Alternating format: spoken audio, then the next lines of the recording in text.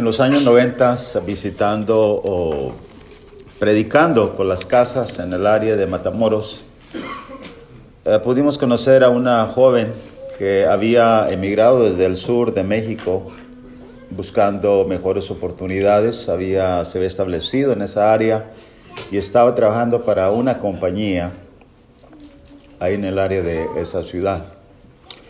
Cuando miramos dónde vivía ella y sus limitaciones, miramos que batallaba mucho económicamente. Y conforme estábamos predicándole, ella nos confió y nos dijo así, dijo: hermano, sé que estoy batallando mucho económicamente, pero ya casi termino de hacer algo que prometí a Dios. Y le digo: ¿qué cosa? Dijo: cuando yo vine de mi pueblo, le dije al predicador de la iglesia donde yo asistía que yo a Dios le daría el diezmo en esa iglesia todo el año. Es que me faltan unos 3 meses. Dice: ya quiero que termine. Estaba teniendo mucho económicamente. Entonces le dije: pero tú das el diezmo a la iglesia donde ya no eres miembro. Dice: sí, pero lo prometí a Dios. Y es que la verdad, allá en ese lugar le habían enseñado que si ella no daba el diezmo iba a robar a Dios, y robar a Dios era un gran delito. Hermanos, ¿qué tanto sabemos del diezmo? En las lecciones que continúan después de esta, estaré predicando una serie de lecciones que son lecciones básicas para aquellos hermanos que son nuevos en la iglesia, pero también poder intentar ampliar el concepto en algunos hermanos que ya tienen algunos años en el Evangelio. Así es que, ¿qué tanto sabemos sobre ello? A través de este estudio, la discusión, hermanos, será de contestar la pregunta. Que Dios nos ayude a contestar la pregunta: ¿es correcto dar el diezmo hoy en día? ¿Sí o no? ¿Sí o no? ¿Es correcto practicar el diezmo hoy en día? Cuando vamos a las Escrituras, hermanos, amigo oyente, podemos ver claramente que el diezmo se practicó aún antes de la ley. Y haciendo un recorrido rápidamente a través de la palabra de Dios, nos damos cuenta que uno de ellos que dio el diezmo precisamente fue Abraham. Dio el diezmo a Melquisedec, según Génesis capítulo 14, verso 18 al versículo 20. Dice que Melquisedec, rey de Salem y sacerdote del Dios Altísimo, sacó pan y vino y le bendijo diciendo: bendito sea Abraham, el del Dios Altísimo, creador de los cielos y de la tierra, y bendito sea el Dios Altísimo que entregó tus enemigos en tu mano. Y le dio a Abraham los diezmos de todo. Le dio a Abraham los diezmos de todo. Ahora, hermanos, note bien que no había ley de Moisés antes del Antiguo Testamento. No vemos evidencia que Dios le mandó que diera el diezmo. Él lo dio voluntariamente. Pero algo más, cuando dice, hermanos, que le dio el diezmo de todo, la pregunta es: ¿de todo de qué? ¿El diezmo de qué? Bueno, usted va a Hebreos capítulo 7, verso 1 al 4, y específicamente el versículo 4 dice: considerad pues cuán grande era hablando de Melquisedec, a quien aún Abraham el patriarca dio diezmos del botín. Diezmos del botín. Eran bienes. Usted puede imaginar los bienes de un botín. Más tarde se habla acerca del diezmo como el fruto de la tierra. Pero este es, hermanos, fruto de un botín rescatado. Un poquito después, hermanos, a través de las Escrituras del Antiguo Testamento, también Jacob, él en 28 de Génesis, versos 16 al 22, leyendo, podemos mirar que dice: y despertó Jacob de su sueño. Usted ve el trasfondo histórico. Jacob va en un viaje, él se queda dormido, de pronto ve una escalera, ángeles suben y bajan, dice: aquí es lugar de puerta del cielo. Y mire lo que está sucediendo en este viaje de Jacob. Despierta de sueño y dice: ciertamente Jehová está en este lugar y yo no lo sabía. Verso 17 de Génesis 28. Y tuvo miedo y dijo: cuán terrible es este lugar. No es otra cosa que casa de Dios y puerta del cielo. Verso 18. Se levantó Jacob de mañana Y tomó la piedra que había puesto de cabecera y la alzó por señal y derramó aceite encima de ella. Y llamó el nombre de aquel lugar Betel, aunque Luz era el nombre de la ciudad primero. E hizo Jacob voto diciendo, usted sabe que un voto es una promesa a Dios, pero una promesa bajo condición. Usted está escuchando bien, sí, poniendo condición a Dios. Y dice el versículo 20, hizo Jacob voto diciendo, si fuere Dios conmigo, y me guardare en este viaje en que voy, y me diere pan para comer y vestido para vestir, y si volviere en paz a casa de mi padre, Jehová será mi Dios. Y esta piedra que he puesto por señal será casa de Dios, y de todo lo que me dieres, el diezmo apartaré para ti. Note bien, la pregunta es, Jacob, ¿y qué si no va contigo? ¿Y qué si no te da pan para comer y vestido para vestir? ¿Qué si no vuelves en paz? ¿No das el diezmo? Ese es el punto condicional. Bueno, no. Daré el diezmo, apartaré para ti. Note bien, hermanos, que no es voluntad de Dios, es algo del corazón, de la mente de Jacob. Pero, ¿qué decía la ley más tarde acerca del diezmo? En Deuteronomio 28 ya, que es el libro de resumen de la ley, Deuteronomio 28, 21 y 22. Ninguna cosa amortecida comerás, al extranjero que está en tus poblaciones le darás, y él podrá comerla, o véndela a un extranjero, porque tú eres pueblo santo, Jehová tu Dios. No cocerás cabrito en la leche de su madre, etc. Pero no se ve el verso 22. Indefectiblemente, la palabra indefectiblemente significa sin pretexto alguno, sin excusa alguna, no es la palabra correcta. Indefectiblemente diezmarás todo el producto del grano que rindiere tu campo cada año. Note bien. Ahora hermanos, es el resumen de la ley. Decía que indefectible significa que no debe faltar, es algo que no hay opción. Hay una frase que dice, de modo indefectible el sol sale cada día por el este. Esa es una expresión de indefectiblemente, es decir, sin falta alguna. Ahora, hermanos, ¿con qué frecuencia se debía diezmar? ¿Con qué frecuencia según la ley? Es muy sencillo, cosas muy simples. Bueno, el verso 22 que leímos apenas hace un momento dice que cada año. Indefectiblemente diezmarás todo el producto del grano que rindiere de tu campo cada año. Primera de Pedro 4:11 dice claramente que si alguno hable de acuerdo a las palabras de Dios. Pablo en su primera carta dijo a los Corintios que había escrito esto para que en él y en Apolos aprendieran a pensar más de lo que está escrito. En otras palabras, tenemos que sujetarnos a lo escrito. La pregunta es, ¿por qué hoy en día, amigo oyente, por qué hoy en día se está pidiendo el diezmo semanalmente y no anualmente? Si el texto claramente dice en el verso 22, dice que diezmarás todo el producto de tu grano que rindiere tu campo cada año, anual, cada año. Pregunta es ¿por qué? ¿Tenemos autoridad para cambiar los días, las fechas que Dios ha establecido? Claro que no. Ahora, ¿qué era el diezmo en el tiempo bíblico? ¿Qué era el diezmo? Según Deuteronomio 14, versículo 23, continuando con el contexto posterior, dice que comerás delante de Jehová tu Dios en el lugar en el que escogiere para poner allí su nombre, el diezmo de tu grano, de tu vino, hablando de la uva, y de tu aceite, hablando de el olivo, las olivos silvestres. Diezmo de tu grano, de tu vino y de tu aceite.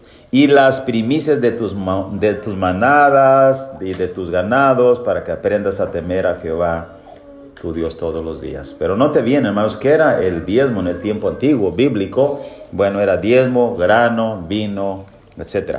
Aún en Levítico 27, versículo 30, agrega algo más. El diezmo de la tierra, así de la simiente de la tierra como del fruto de los árboles de Jehová es cosa dedicada a Jehová.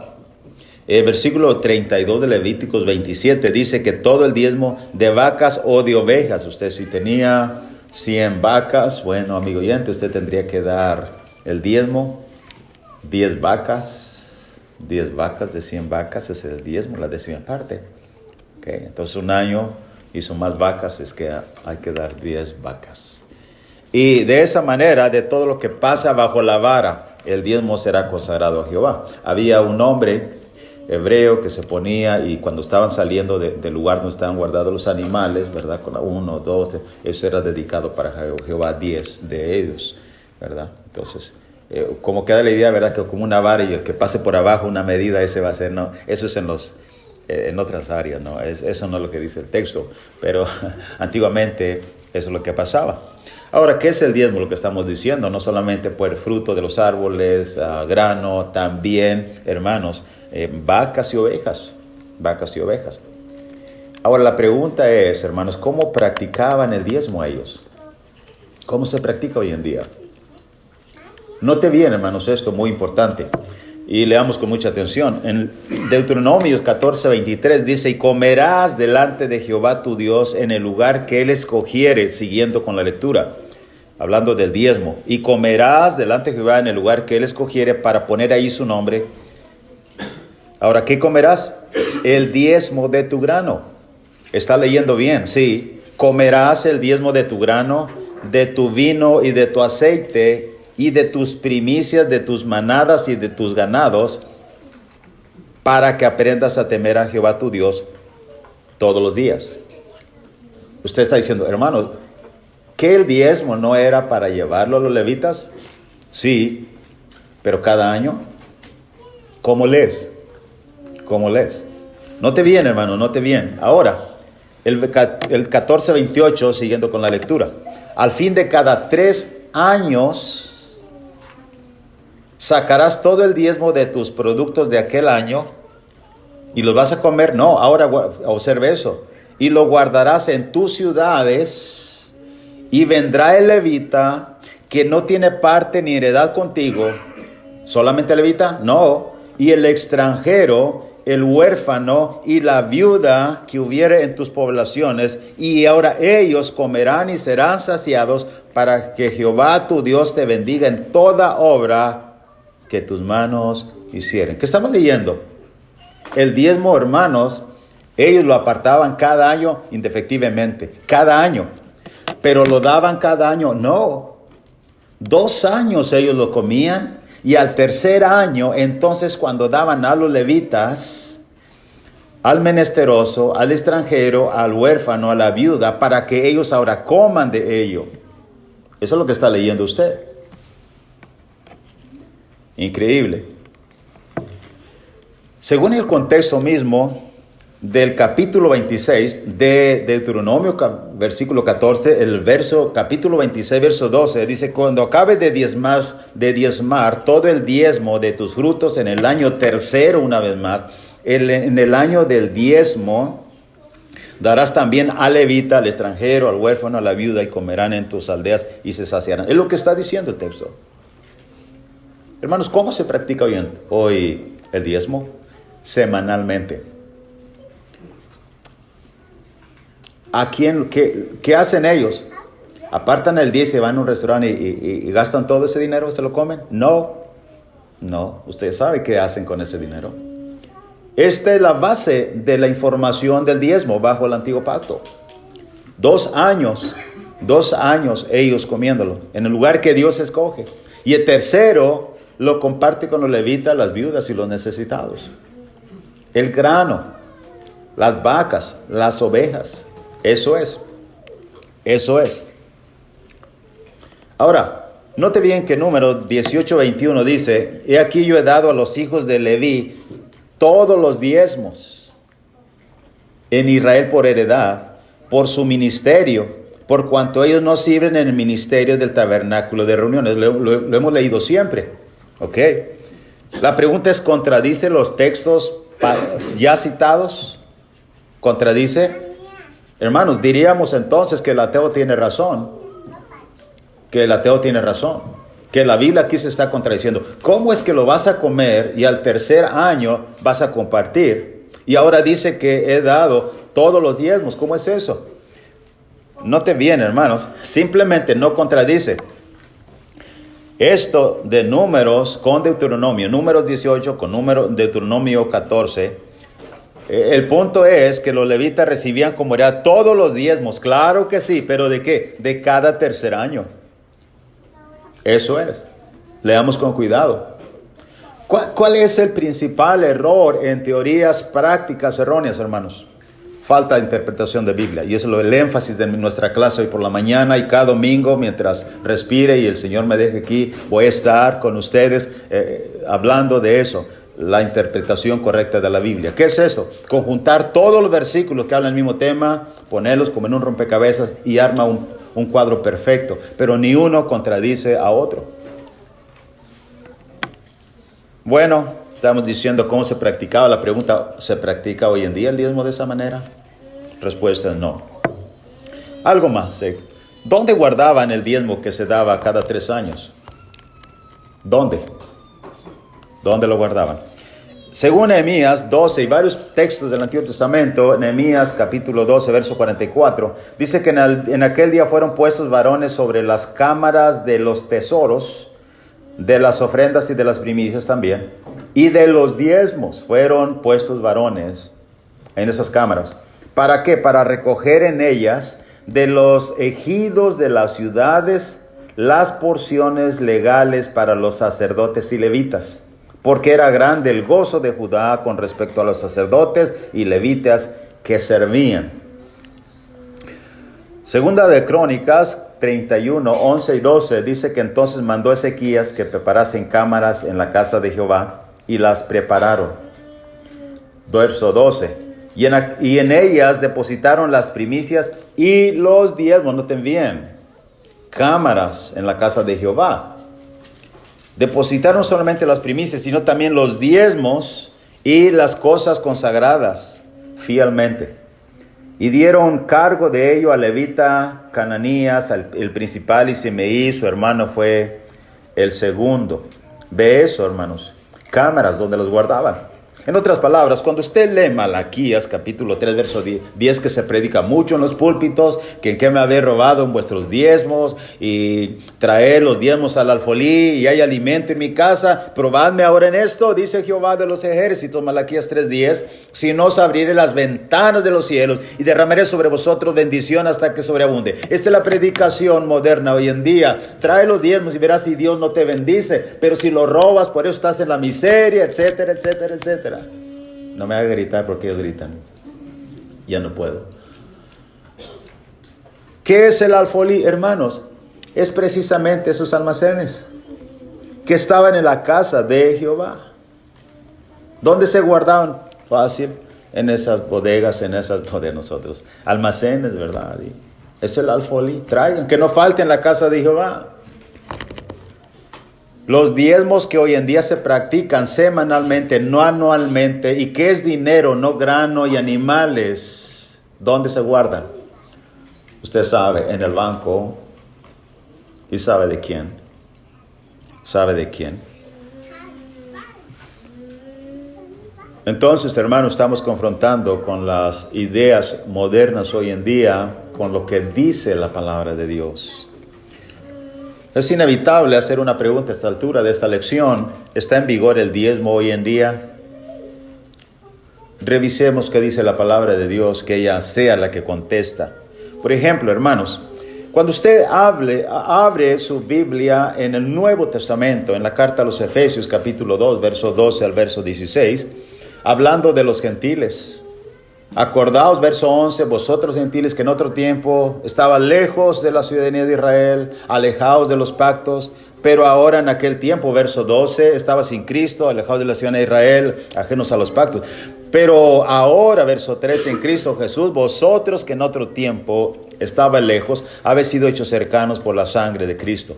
Porque Él es nuestra paz, que de ambos pueblos, judíos y gentiles, hizo uno, derribando la pared intermedia de separación, que separaba al judío y al gentil. Hermanos, todos sabemos que la ley, todos sabemos que era la ley. En Efesios 2:15 dice, aboliendo en su carne las enemistades que abolió Cristo en la cruz. 2:15, abolió en su carne las enemistades, pero también abolió la ley de los mandamientos expresados en ordenanzas. Eso es para crear en sí mismo de los dos un solo hombre, e hizo la paz.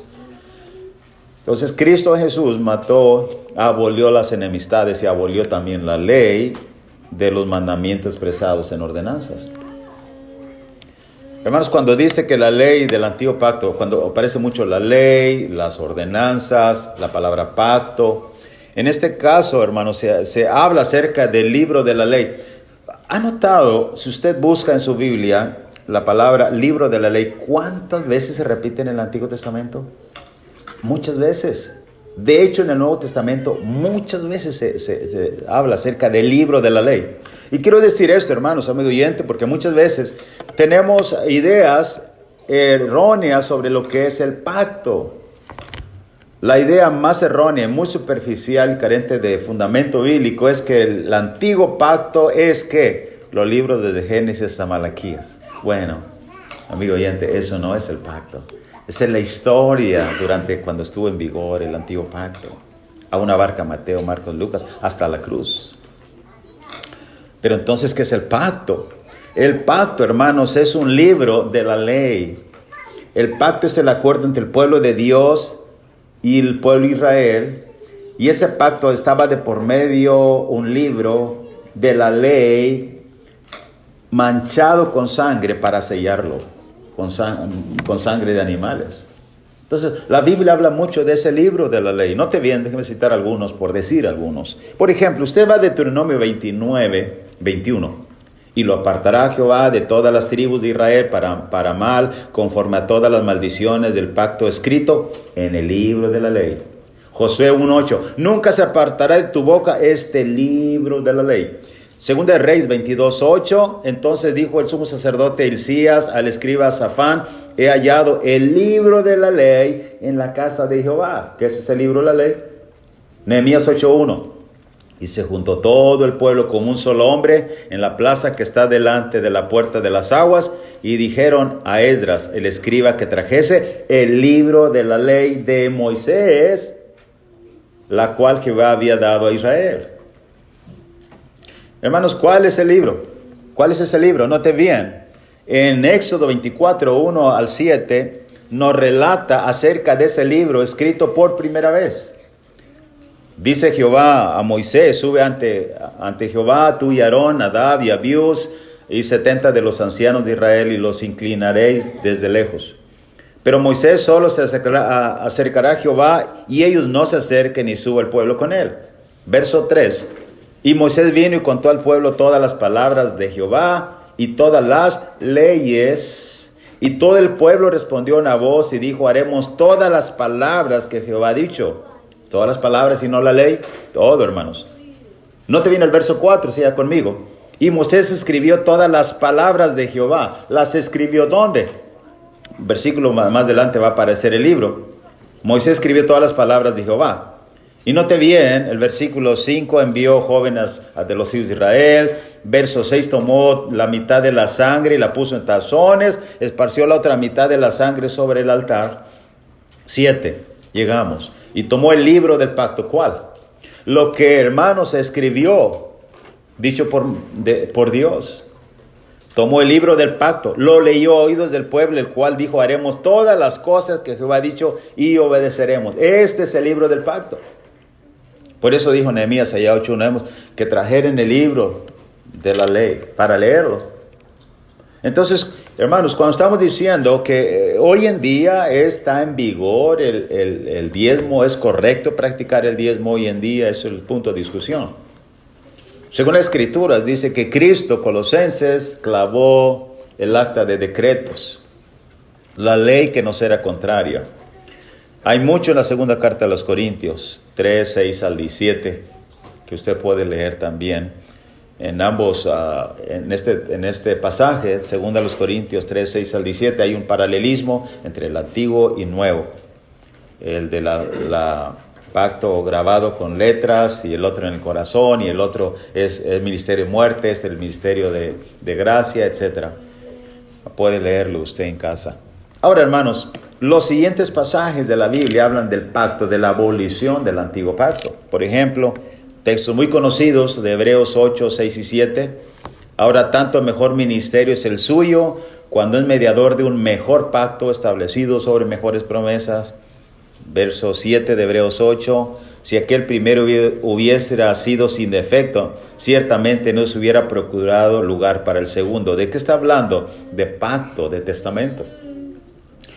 Cuando hay dos testamentos, hermanos, es imposible poder guardar los dos testamentos. Hablando técnicamente, hoy en día una persona establece dos testamentos. ¿Cuál va a leer cuando usted muera? ¿Cuál cree que se va a sacar? Los dos no.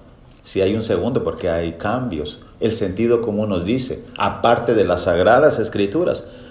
En Hebreos 7:12 dice, porque cambiado el sacerdocio es necesario que haya cambio, también cambio de ley. Sí cambió el sacerdocio. Y el sacerdocio se fundamentaba mucho en la ley, sobre eso, la ley sacerdotal en Levítico, ¿se acuerda de eso?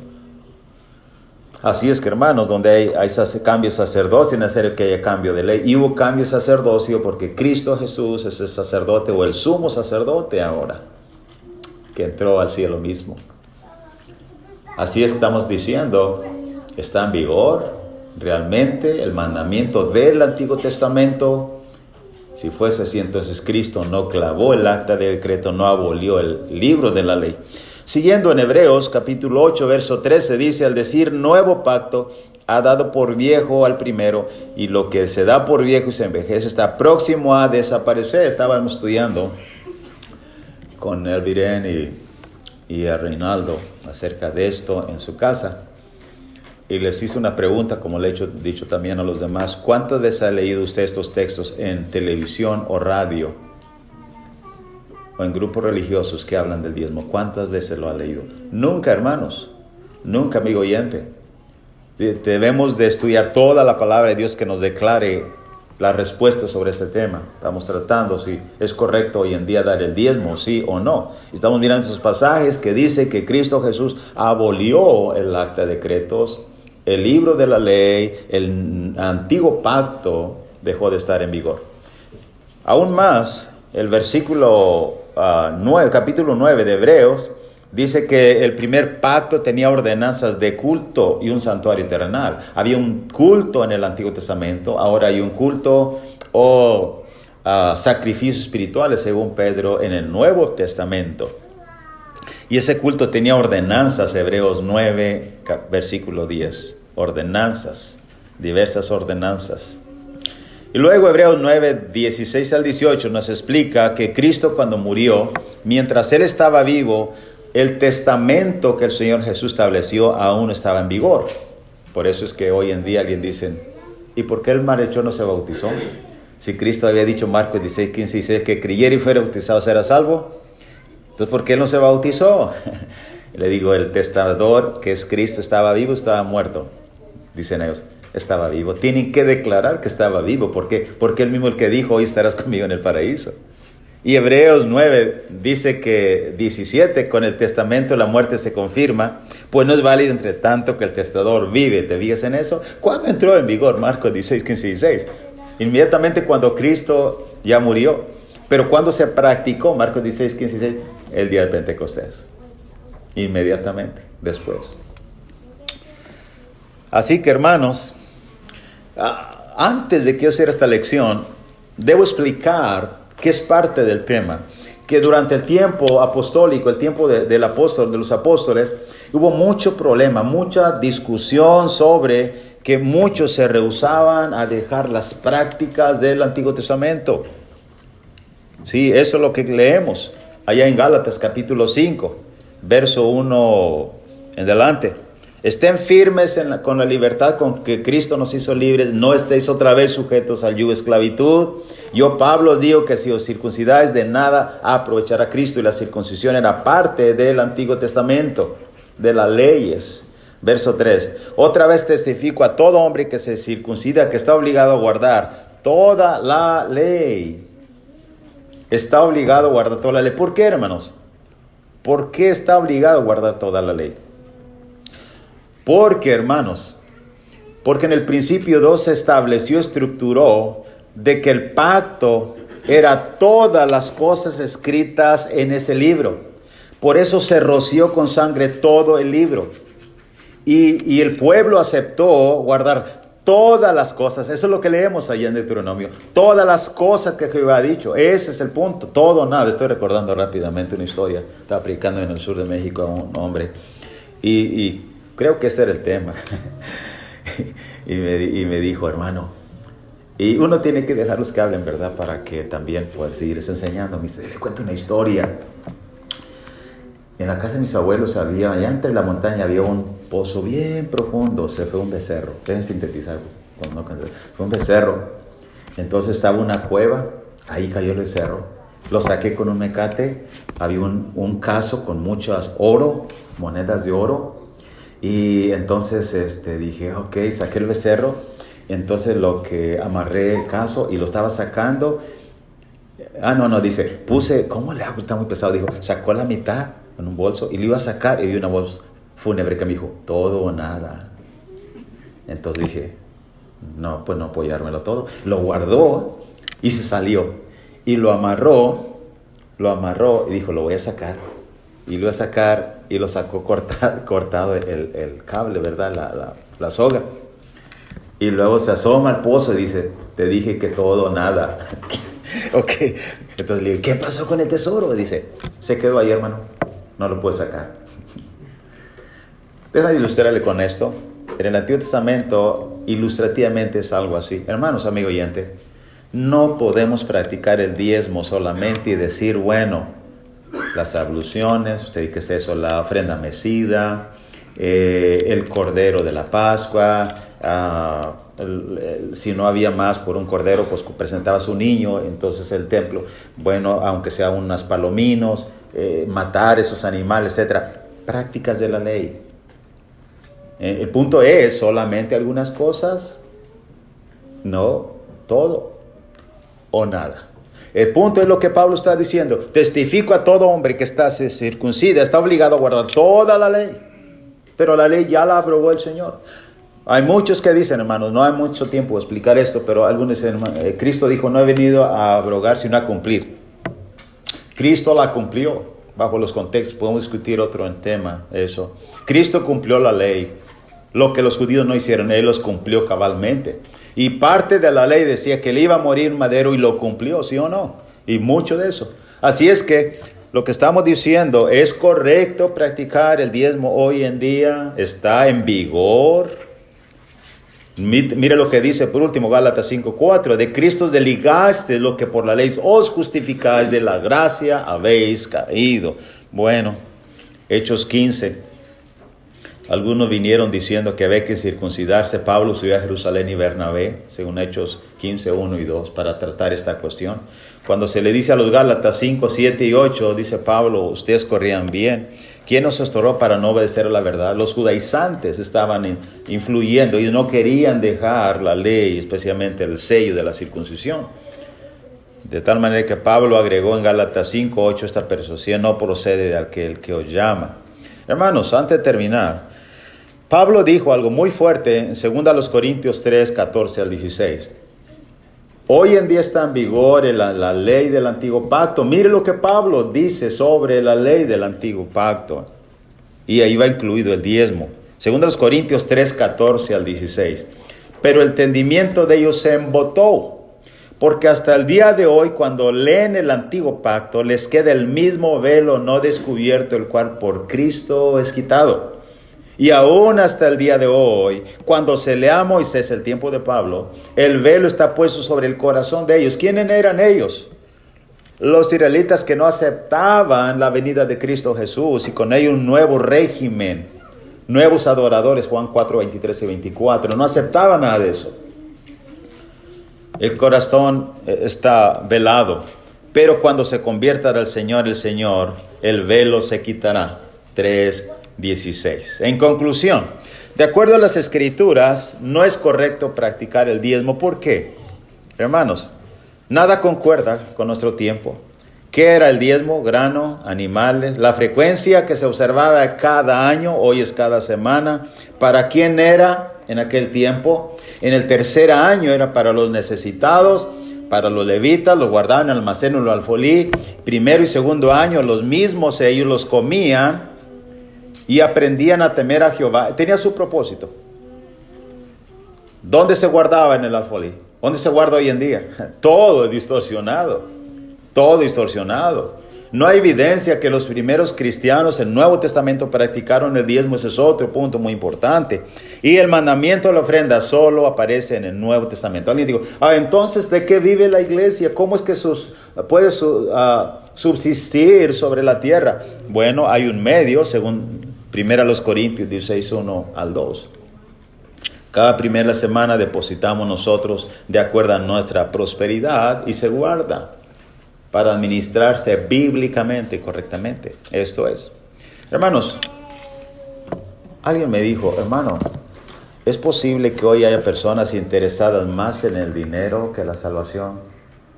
Porque estudié con alguien y me dijo, hermano, es posible que haya alguien que después que usted le explica esto, le interese más predicar sobre el diezmo, más recibir el diezmo, que la misma verdad que salva las almas. ¿Qué cree usted?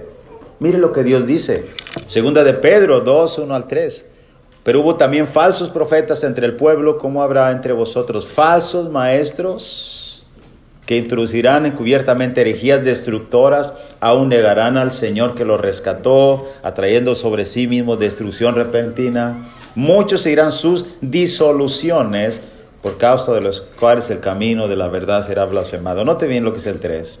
Segunda Pedro 2, 3. Y por avaricia harán mercadería de vosotros con palabras fingidas.